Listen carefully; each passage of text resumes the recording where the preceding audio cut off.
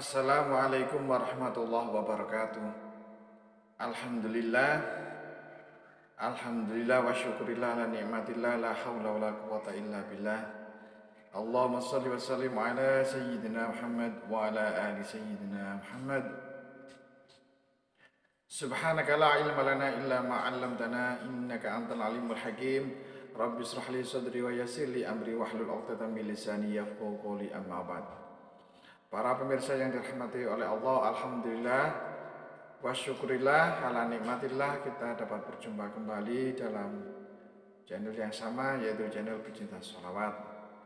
Tentunya channel Pecinta Sholawat ini insya Allah mohon doa restu para pemirsa sekalian untuk senantiasa istiqomah di dalam menyajikan video-video yang bermutu, video-video yang inovatif, yang kreatif, edukatif, tentunya membawa manfaat bagi kita semuanya. Dan harapan kita semuanya, mudah-mudahan segala aktivitas kita diterima oleh Allah Subhanahu wa taala dan mendapat ridhonya. Amin amin ya rabbal alamin. Para pemirsa yang dirahmati oleh Allah, pada kesempatan yang mulia ini kita akan kembali membahas mengenal lebih dekat nama kitab sekaligus nama pengarang kitabnya dan apa sih isi kandungan kitab di dalamnya. Para pemirsa yang dirahmati oleh Allah, kajian kita memberikan materi seperti ini para pemirsa tidak lain adalah karena akhlakul karimah yang kita kedepankan, bahwasanya kita sebagai seorang murid, kita semuanya digolongkan orang-orang yang masih belajar ilmu, banyak berhutang budi kepada mereka-mereka yang telah membuahkan karya-karya yang luar biasa, ilmu, berbagai macam disiplin ilmu, ya, kitab-kitab agama. Nah, kalau kita mengenal kitabnya, mengenal pengarangnya, mengenal isi kandungan kitabnya, insya Allah kita tidak kesasar, ya. Dan kita semuanya akan bersyukur kepada mereka yang telah menyusun kitab tersebut. Kita kirim doa kepada mereka, yang akhirnya apa yang kita pelajari dari kitab-kitab beliau membawa keberkahan bagi kita semuanya, membawa manfaat fid dunya wal akhirah. Inilah harapan kami para pemirsa. Para pemirsa yang dirahmati Allah, langsung aja pertemuan kita kali ini yaitu membahas lebih dekat dengan kitab Alala Tanalul Ilma. Kitab Alala Tanalul Ilma ini para santri, para murid, para siswa yang ada di pondok, yang ada di sekolah-sekolah diniyah tentunya sudah tidak asing lagi, ya, mengenal kitab Alala Tanalul Ilma. Kitab ini kitab nadzuman. Teman-teman, ya, kalau kita mendengarkan para santri, para murid, ya, siswa, nah, di dalam kelas melantunkan nadzuman seperti ini, ya. Ala la tanalul ilma illa bisittatin sa'umbika majmu'iha bayani dukain wa hirsin wa istibarin wa bulghatin wa irsyadi ustadin wa tuli zamani. Nah, seperti itu. Ayo kita bahas, nggih. Kitab Alala Tanalul Ilma ini siapa pengarangnya para pemirsa? Nah, pengarangnya adalah seorang yang alim, ya, namanya Az-Zarnuji. Beliau mempunyai nama lengkap yaitu Burhanuddin Al-Islam Az-Zarnuji. Nah, menurut sejarah, ya, tanggal kelahiran beliau ini belum diketahui secara pasti. Namun tanggal wafatnya ada beberapa pendapat, ya, ada dua pendapat. Ada yang mengatakan beliau wafat pada tahun 591 Hijriah atau 1195 Masehi. Dan yang lainnya mengatakan beliau wafat pada tahun 840 Hijriah atau bertepatan dengan apa? 1243 Masehi. Menurut sejarah hidup beliau semasa dengan Ridho ad-Din an-Naisaburi. Ya, beliau hidup ini semasa Ridho ad-Din an-Naisaburi antara tahun berapa? Tahun 500 sampai 600 Hijriah. Nah, tidak ada keterangan yang pasti mengenai tempat kelahiran beliau. Namun melihat dari nasabnya, Az-Zarnuji ini berdasarkan data dari para peneliti mengatakan bahwa beliau berasal dari apa? Zarnuji. Zarnuji itu adalah apa? Ya dinisbatkan ya, Zarnuji, suatu tempat atau daerah yang dikenal di daerah Afghanistan. Az-Zarnuji ini menurut ilmu Az-Zarnuji ya, Imam Az-Zarnuji ini menuntut ilmu di Bukhara dan Samarkand, dua kota yang menjadi pusat keilmuan dan pengajaran pada saat itu. Di masjid-masjid ini lembaga-lembaga pendidikan dan taklim ini diasuh.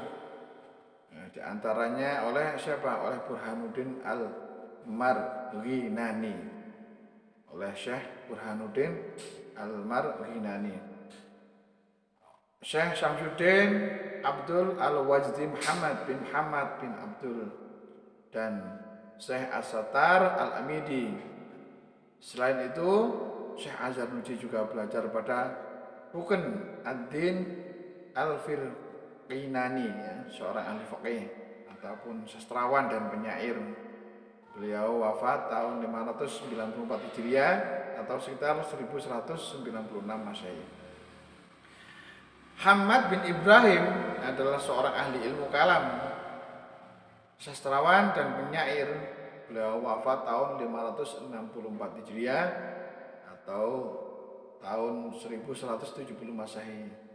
Dan Rukn al-Islam Muhammad, Syekh Rukn al-Islam Muhammad bin Abi Bakar yang dikenal dengan nama Hawahir Zada, seorang mufti dari Bukhara dan ahli dalam bidang fikih dan sastra, juga syair. Beliau wafat tahun 573 Hijriah atau tahun 1177 Masehi. Syekh Az-Zarnuji yang pengarang kitab Alala Tanalul Ilma ini, beliau ahli bidang dunia pendidikan dan tasawuf. Beliau juga menguasai bidang-bidang lain seperti sastra, bidang fikih, bidang ilmu kalam, dan ilmu-ilmu disiplin lainnya, ya, ilmu sastra seperti itu. Para pemirsa yang dirahmati oleh Allah, dalam sejarah pendidikan Islam bahwasanya Syekh Az-Zarnuji ini semasa hidupnya mengalami 5 tahapan pertumbuhan dan perkembangan pendidikan. Yaitu apa? Yang pertama, pendidikan pada masa zaman Rasulullah SAW pada tahun 571 sampai 632 Masehi. Ini tahap pertumbuhan perkembangan pendidikan ya. Yang pertama tahun 571 sampai 632 Masehi. Dan yang kedua, masa pendidikan pada masa Khulafaur Rasyidin, kisaran tahun 632 sampai 661 Masehi. Masa yang ketiga yaitu masa pada Bani Umayyah di Damsyik,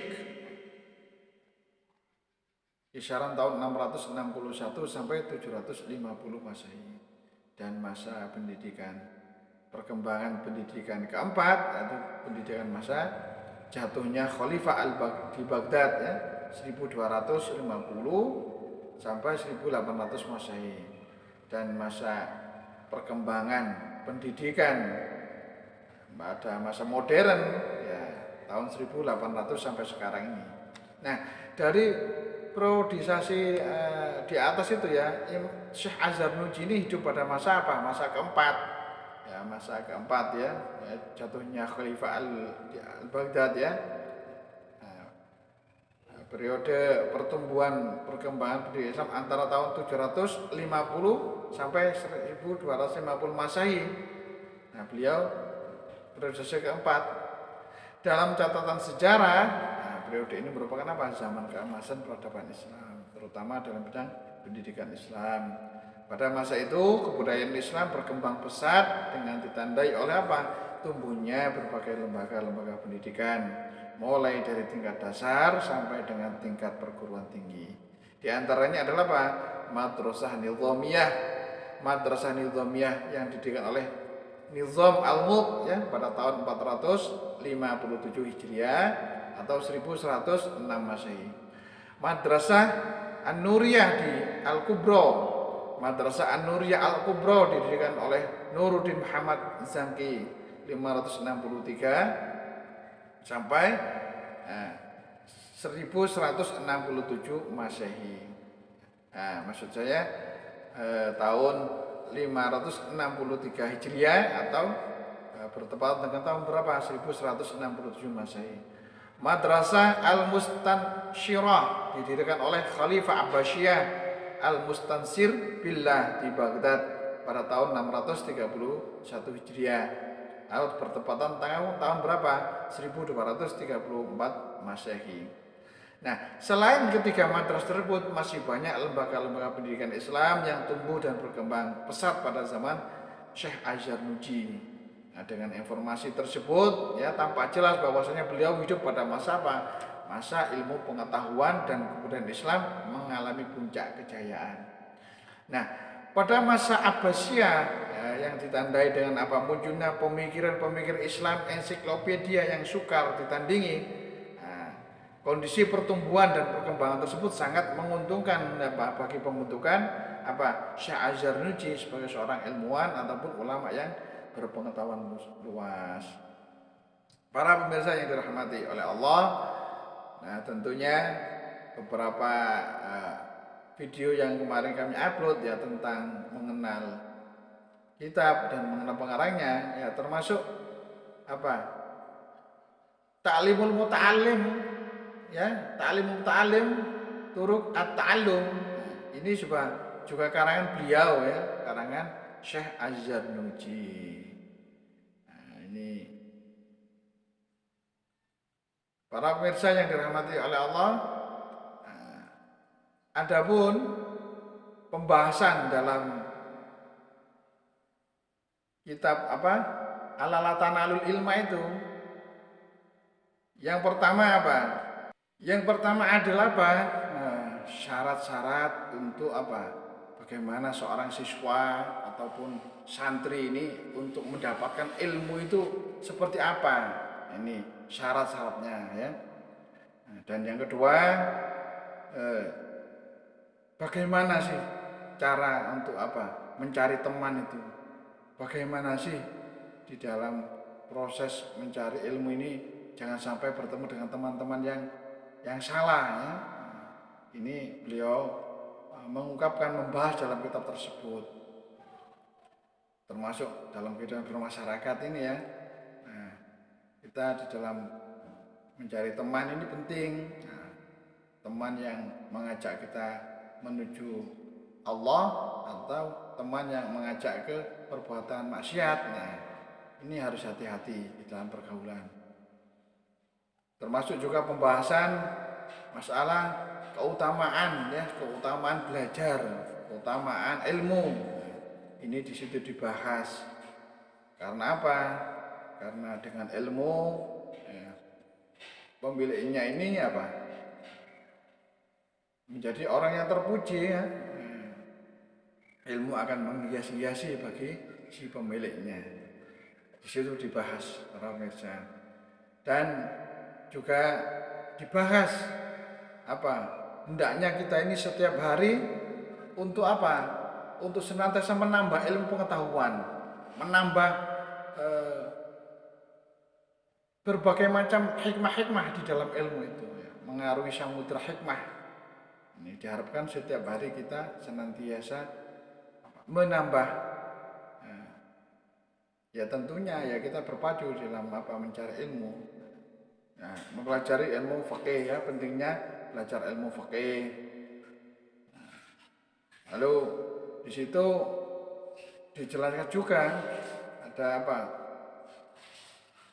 Orang-orang yang berilmu tapi tidak melaksanakan ilmunya, ini kerusakan besar. Dan kerusakan yang paling besar, lebih besar dari itu yaitu apa? Orang bodoh yang rajin beribadah tapi tidak berilmu. Pembahasannya juga dilanjutkan membahas tentang faedah-faedah ilmu. Lalu di situ membahas masalah apa? Cita-cita. Ya. Seorang murid itu harus mempunyai cita-cita yang tinggi, yang luhur ya. Dan senantiasa tekun di dalam belajar. Termasuk juga menjaga lesan ya. Menjaga lesan ini penting sekali dalam kehidupan ini. Dan di dalam kitab tersebut juga dibahas bahwasanya orang yang berilmu itu tetap hidup selamanya meskipun beliau meninggal. Ini agungnya orang-orang yang pemilik ilmu ya. Dan sedangkan orang yang bodoh ya dihukumi mati meskipun dia hidup. Ini dibahas dalam situ. Termasuk juga dibahas ketika kita bersama orang banyak, maka temanilah orang yang baik.